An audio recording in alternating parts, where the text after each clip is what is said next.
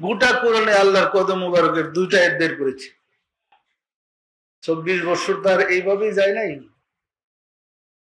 খুঁজা বের করতে হয়েছে। তো দুইটা আয়াতের মধ্যে একটা আয়াত আসছে জাহান্নামীর কাছে আল্লাহ বিচার শেষ করে জাহান্নামীকে জাহান্নামে, জান্নাতীদেরকে জান্নাতে দেওয়ার পরে জাহান্নামের কাছে যাবে। প্রথম কি আল্লাহ জান্নাত দেখলো না? এত আরামের জায়গাটা যে আমাগো, আল্লাহ তো জান্নাতে যাব না, প্রথমেই যাবে জাহান্নামে। দেখেন আল্লাহর চরিত্র মানুষের মধ্যে আছে।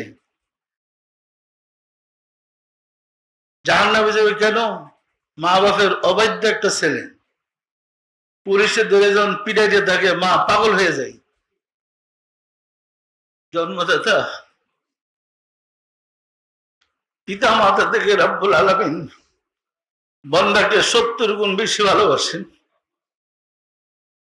বান্দা যখন নফসের তাড়নায় জাহান্নামে যাবেন, তিনি তো জানেন এগুলা তারই সৃষ্টি। প্রথমে তিনি জাহান্নামে যাবেন, গিয়া প্রশ্ন করবে জাহান্নামকে, হে জাহান্নাম, তুমি পরিপূর্ণ হয়েছ কি? জাহান্নাম বলবে, দয়াময়, আরো আছে কি? তখন রব্বুল আলামিন তার পরস্ময় কদম, অর্থাৎ তার ডান কদম মুবারক জাহান্নামে প্রবেশ করে দিবেন।